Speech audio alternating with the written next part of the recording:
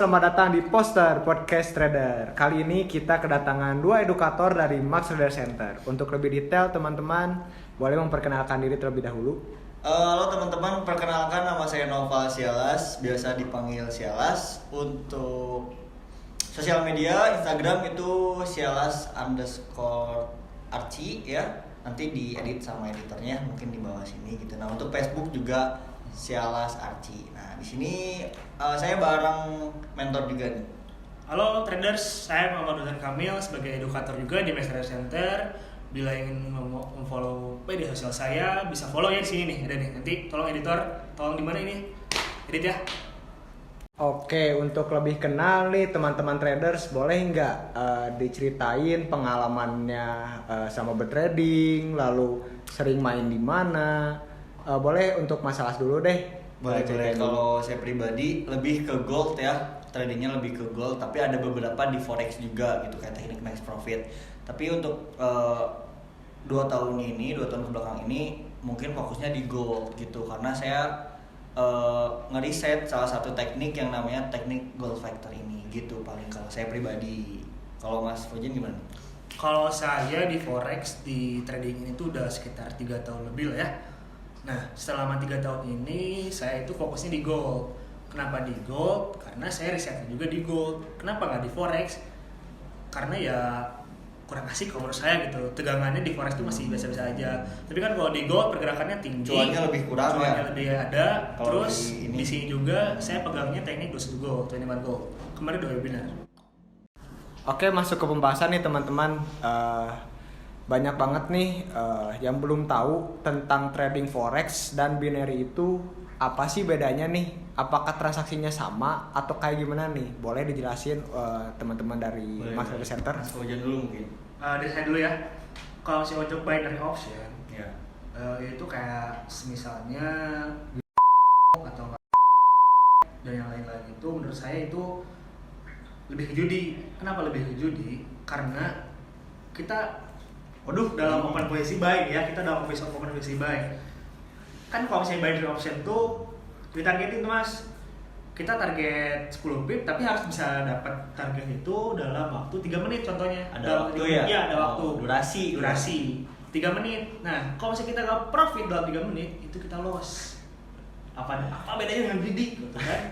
Tapi nggak tahu kalau misalnya itu durasinya nggak tahu buat apa sih sebenarnya. Kalau aku mikirnya, kalau saya mikirnya gini, durasinya mungkin buat meminimalisir kerugian ya mungkin, tapi nggak tahu juga sih. Kalau pandangan Mas Pojan gimana? Durasinya apa ya? Menurut saya nih ya, kalau si durasi itu kayak lebih ke money game. Karena money game kayak lebih disebutnya kayak money game gitu. Karena kalau misalnya dalam durasi itu, misalnya nih, ada yang pro ada yang kontra nih. Misalnya yang pro tuh apa saya pakai analisa dari.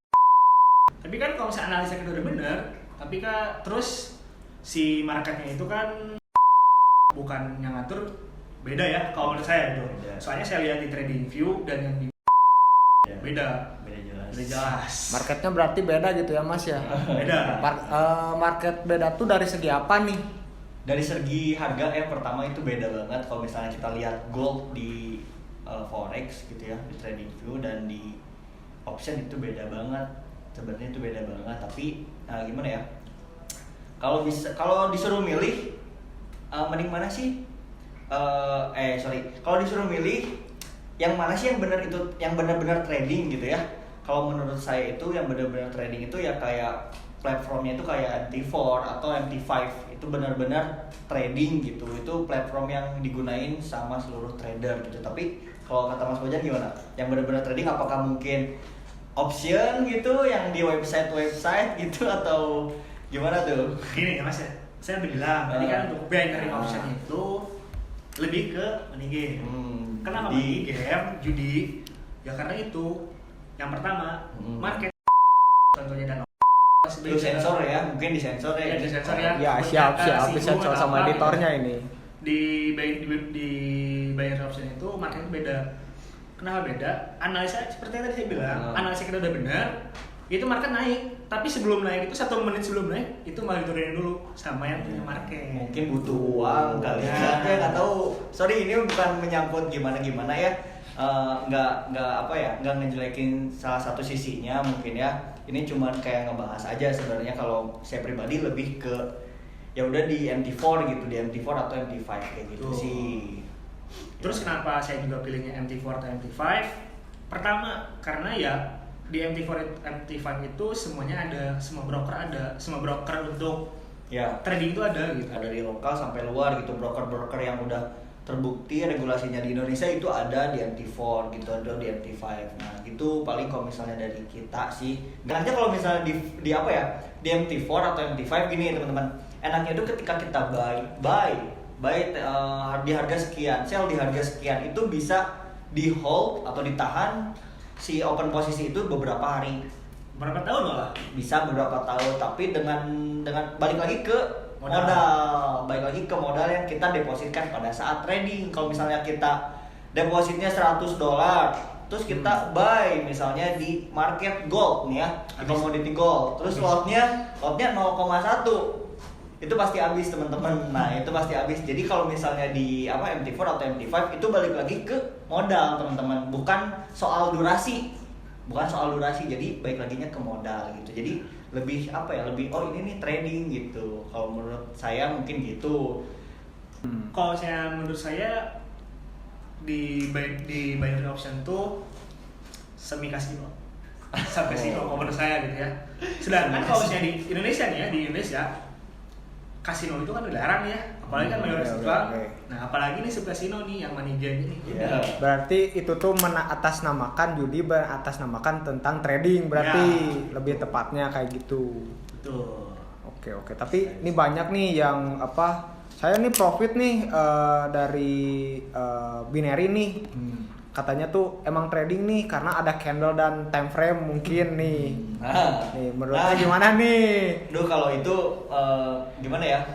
Soalnya saya juga belum pernah sih nyoba gitu ya, pernah nyoba sekitar depo 1-2 jutaan gitu, tapi kesini kok bingung gitu. Kenapa bingung? Karena ya itu nggak nyaman sama durasinya itu gitu. Benar-benar benar-benar nggak leluasa deh gitu. Dalam menit atau dalam sejarah ya saat tahunnya segitu doang. Beda banget sih Walaupun kalau misalnya ada yang sejam atau per jam, kita dalam sejam naik atau gimana ya itu saya kurang tahu gitu.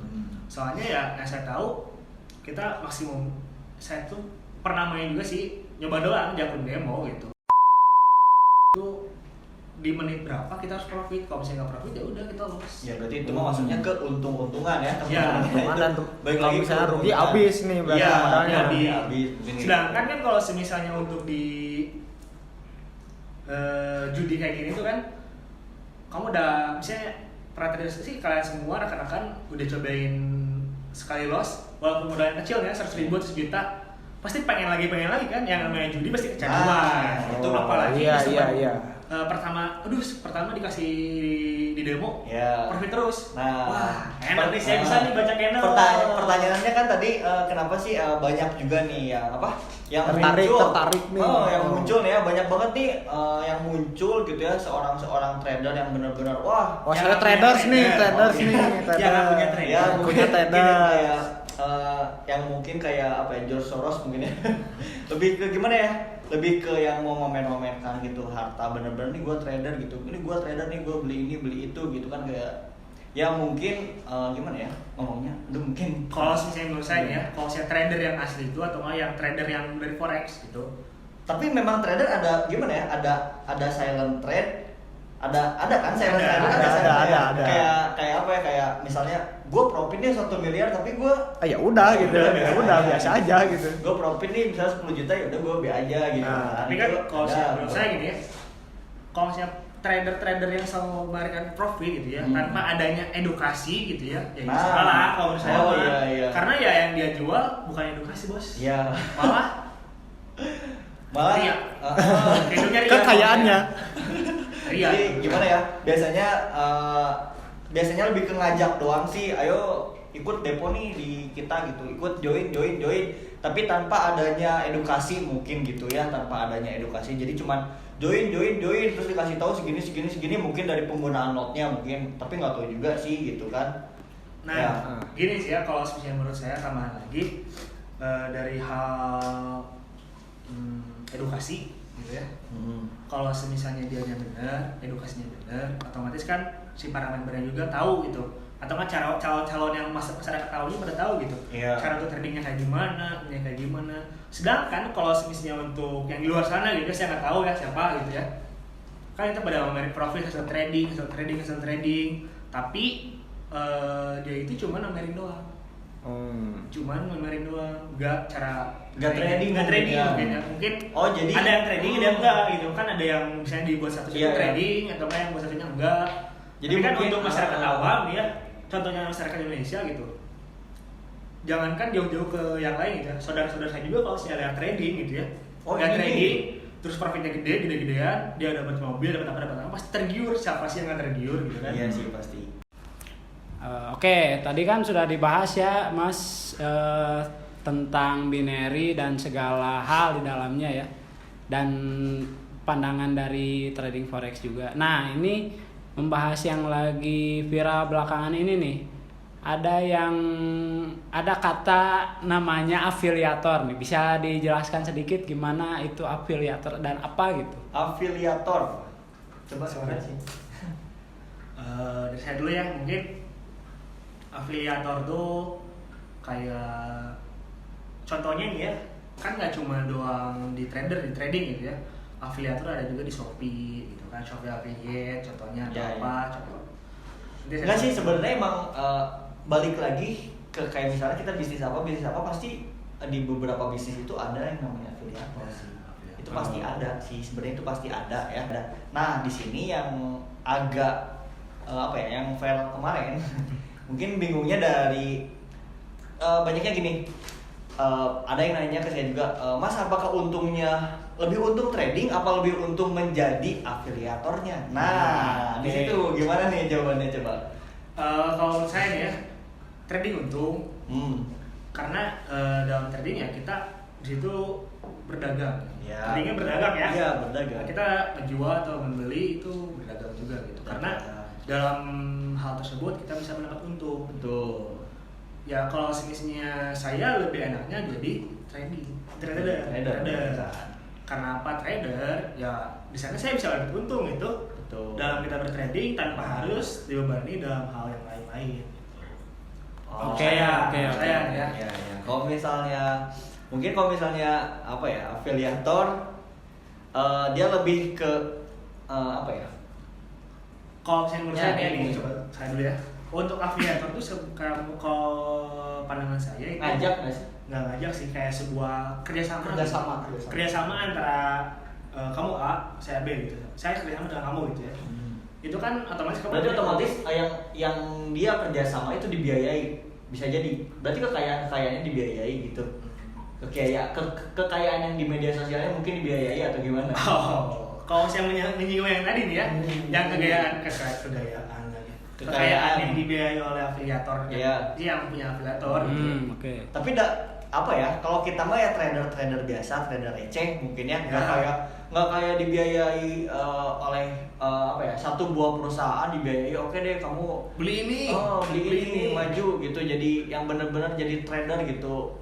Dan pada dasarnya itu dia balik lagi ke sebenarnya dia nggak trading gitu.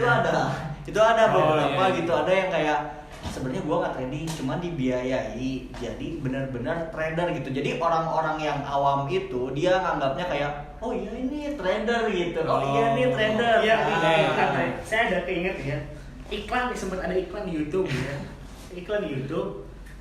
dia itu saya kaya dari kayak gini dengan cara main HP tidak usah keluar rumah. Nah itu tuh salah satu afiliator yang menurut saya ya salah gitu.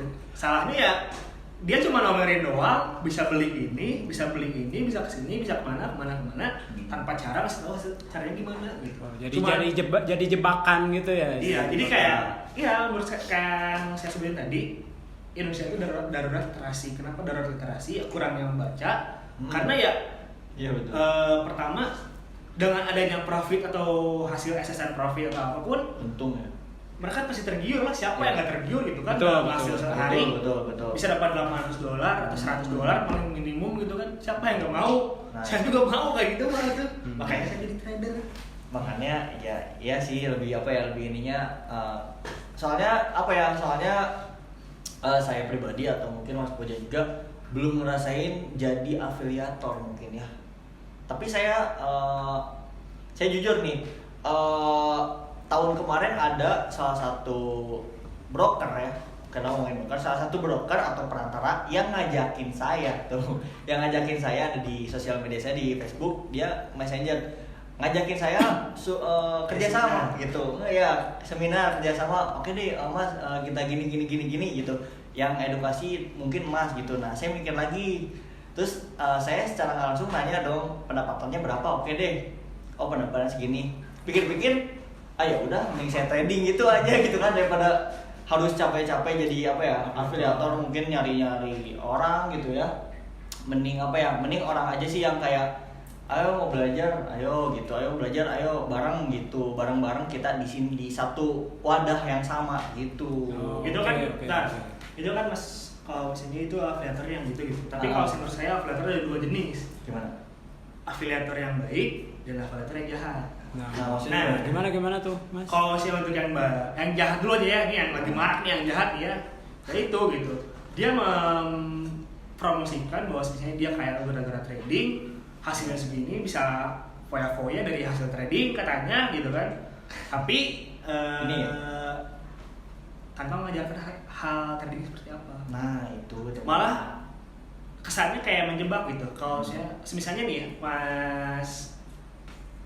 Mas A gitu, si Mas A itu saya sebagai afiliator jahat ya, Mas udah join kan trading sih, joinnya trading saya kayak di aplikasi ini, Mas depo aja segini, nanti saya kasih tahu pemakaian lotnya gimana. Nah itu. Kebanyakan kalau saya ngasih tahu kayak gitu,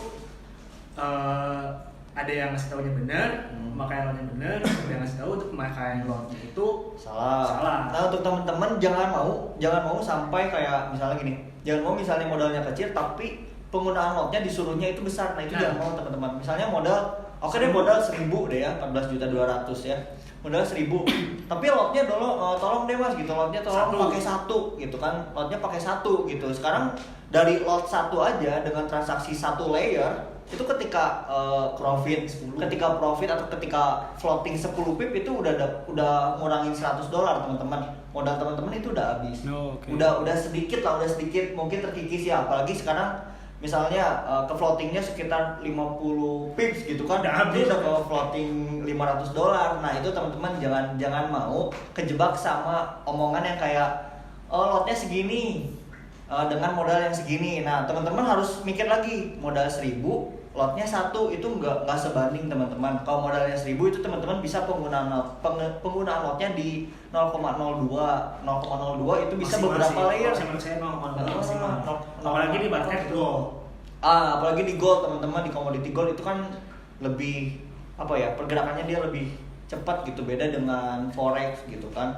Jadi jangan mau kejebak sama yang ngatur-ngatur lot, apalagi ngatur akun gitu. Udah akunnya siniin aja, itu jangan mau teman-teman lebih ke pemahamannya dulu, tradingnya kayak gimana sih gitu. Cari benar-benar kayak oh ini ada nih orangnya gitu, oh ini bisa nih edukasi, bisa nih ketemuan gitu, oh ini dianya di sini gitu. Nah, gini sih ya, kalau menurut saya dalam hal trading itu kalau saya afiliator yang baik, kan tadi udah jahatnya nih ya, yang baik itu contohnya kalau misalnya ada calon, ternyata si Mas A itu pengen trading nih lah, Mas saya pengen trading dong. Nah, saya itu kasih tahu dulu, Mas tadi dulu kayak gini, jeleknya dulu kayak gimana, resikonya dulu. Nah, kalau si Mas itu punya duit $1.000 atau punya modal $1.000, apakah siap rugi habis $1.000? Nah, itu dulu saya tanyain dulu. Kalau si Masnya mau nih, kalau saya siap, nah ya udah, saya kasih tahu dulu 3 dasar dulu. Yang pertama ada manajemen risiko, terus manajemen risiko atau MM. Yang kedua analisa teknikal dan fundamental. Nah kalau misalnya untuk di MM itu kan saya kasih tahu dulu, Mas kalau saya untuk lot segini, kalau konten segini, dapatnya segini. Terus kalau saya targetnya segini, lossnya segini, gitu. Jadi dalam sebulan trading, saya kasih tahu, Mas tuh kalau saya dapatnya segini, dapat pakai lotnya segini, dapatnya segini. Untuk gitu. Target pipsnya 30 pips. Gitu. Jadi udah. Dan untuk lossnya juga kalau misalnya untuk di target 30 pips ya, udah kasih tahu itu. Pas kalau saya sekalinya loss bakal berkurang segini gitu. Ya.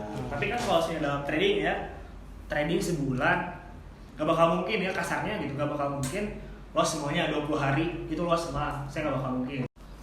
Oke, tadi Masnya ini udah membahas tentang afiliator ya. Nah, tadi sempat menyinggung afiliator yang baik dan yang jahat katanya. Nah, yang jadi rame sekarang ini katanya ada afiliator yang tanda kutip jahat ini. Mereka pamer kekayaan, katanya mereka ini dapat kekayaan atau keuntungan dari loss yang dialami oleh member katanya. Gimana nih pandangannya nih? Saya dulu nih ya, Iya. saya tadi bahas kebaikan atau kejahatan gitu ya. Menurut pandangan saya, kalau saya untuk yang lossnya member gitu ya, pasti Mas Lars juga setuju. Kalau misalnya afiliator yang ngambil keuntungan dari lossnya member, itu bisa dibilang jahat kalau menurut saya. Jelas. Jahat. Kenapa jahat ya? Kita bisa aja gitu seorang afiliator Itu sih enggak. option sih. Bentar dulu ya. Option enggak sih? Bisa aja nih ya kalau si perusahaan itu. Tapi ini jarang ya kalau terjadi di forex ya. Ini kalau di MT4, kalau misalnya di MT4, di MT5 itu jarang banget ya. Kalau di ya mungkin forex gitu ya. Kalau di forex binary, option. kalau binary pasti sih. Kalau di option atau binary itu bisa Bisa aja, kemungkinan gitu karena kan kembali lagi ke durasi pada saat transaksi ya. Kalau di forex kan enggak, karena kalau di forex itu menyangkutnya sama ekonomi, sama pergerakan ekonomi gitu di suatu negara. Iya, di suatu negara kayak gitu. Nah, gimana? Coba lanjut lagi. Kalau misalnya itu ngambilnya dari lossnya member, itu sesuatu yang jahat. Bisa aja gitu, ini siapa sih namanya? Si perusahaan yang Berarti Misalnya Lamborghini-nya itu masih enggak? Lamborghini-nya berarti uang member. Bisa jadi uang member, bisa dikas dulu nih. Aduh, nih si perusahaan pakai motor ya. Iya. Si perusahaan tuh nih kan kita katanya perusahaan baru nih, saya bikin perusahaan baru. Iya.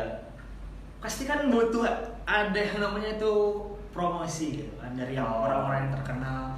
Kalau sebenarnya promosi kayak gitu nggak cuma di forex ya, saham juga pasti ada. Yang saham atau koin itu pasti ada. Ada untungnya sih sebenarnya afiliator itu ada untungnya. Untungnya buat siapa? Untungnya bukan buat kita, bukan buat kita sebagai trader ya, bukan. Itu untungnya buat siapa? Buat orang-orang yang ada di dalamnya. Sebenarnya gitu. Afiliator tuh untungnya gitu, teman-teman. Jadi bukan buat kita untungnya tuh. Ya kan? Ya. Yang jadi gimana ya? Jadi kita ngebantu dia kaya raya gitu. Tapi kalau si dari loss member Ya, itu kalau- yang bikin si kalau- perusahaan itu bikin kaya raya. Ya. Berarti tidak ada salahnya kalau misalkan kita join member ke afiliator, nggak ada salahnya kan, cuma kita Nggak ada harus lebih salahnya. pilih-pilih Itu nggak aja ada begitu. salahnya, makanya kita nggak kayak nggak ngelarang teman-teman ya, itu terserah teman-teman, balik lagi ke teman-teman, itu nggak ada salahnya. Tapi tipsnya lebih lebih tepat lagi milih afiliatornya. Kan kata Mas Fajar, dia ada afiliator baik sama afiliator jahat. Nah, kita pilihnya yang ini benar nih gitu. Ini dia edukasi nih, dia ngasih gini dia jujur, gitu. Oke, berarti afiliator yang baik itu harusnya dilengkapi dengan edukasi begitu ya. Iya. Tentang Iya. tradingnya itu sendiri. Ya. Iya. Oke. Kenapa harus dilengkapi dengan edukasi? Yang Penting pertama, apakah Mas mau gitu? Saya sebagai afiliator nih, Ya. saya tahu trading nih, saya nggak bakal ngajarin Mas. Mas saya profit nih, bakal mau gitu Mas join saya. Pikirannya gitu. Iya. Pasti mikir siapa lu gitu kan? Iya. Kalau misalnya lu artis ya, Iya. mungkin itu. Oh iya, cobain lah. Iya, join kan Soalnya artis. artis ini pun juga gitu. Tapi Iya. kan kalau misalnya dalam konteksnya saya bukan siapa-siapa, Iya, siapa Mas bener. siapa lu gitu, pastinya siapa lu.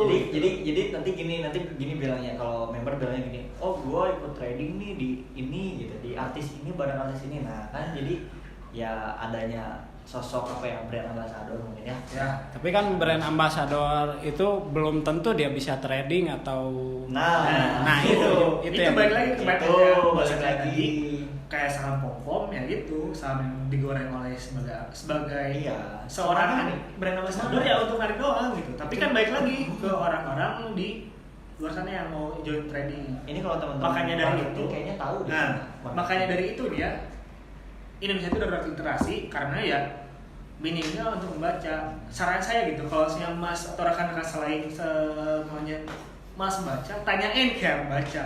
Itu dari guru saya gitu. Oke. Kalau saya Mas baca ya tanyain ke yang udah baca gitu, ya saya baca. Tuh. Oke, kayaknya penjelasannya sudah cukup banyak ya dari mas-mas ini.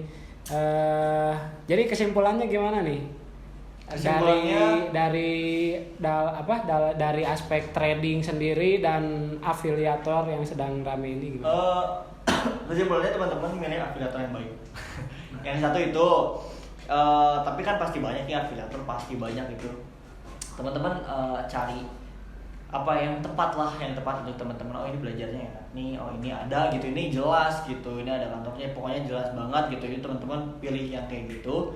Dan buat trading buat teman-teman yang awam, tips dari saya, jangan lihat profitnya. Tuh, kenapa jangan lihat profitnya? Di balik profit yang besar itu pasti ada kerugian yang besar. Jadi tetap balik lagi nerima sebelum teman-teman terjun atau sebelum lu terjun harus udah tahu kerugiannya dulu, harus udah pasti nerima ruginya dulu. Nah kalau teman-teman lossnya banyak, itu teman-teman balik lagi ke gitu yang tadi Mas Fauzan. Money manajemennya gimana sih, cara penggunaan notnya yang baik tuh kayak gimana dengan modal segini, itu balik lagi ke teman-teman. Jangan apa ya, jangan meledak lah, jangan parah lah gitu.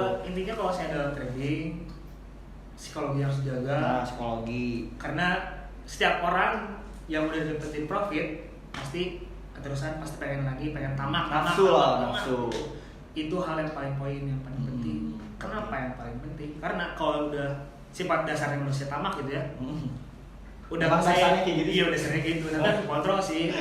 Betul. Malah kalau misalnya yang tamaknya terlaluan itu, yang udah tamak pakai lot 20 ya, lot 0,2 atau 0,10, aduh kecilan nih, saya kemarin 0,10 dapat 1.000 atau dapat segimana, malah naik. Nah, emang ada sih kayak gini, kayak saya posting di Facebook apa ya, gini captionnya kayak Bismillah 100 sehari $100 gitu ya.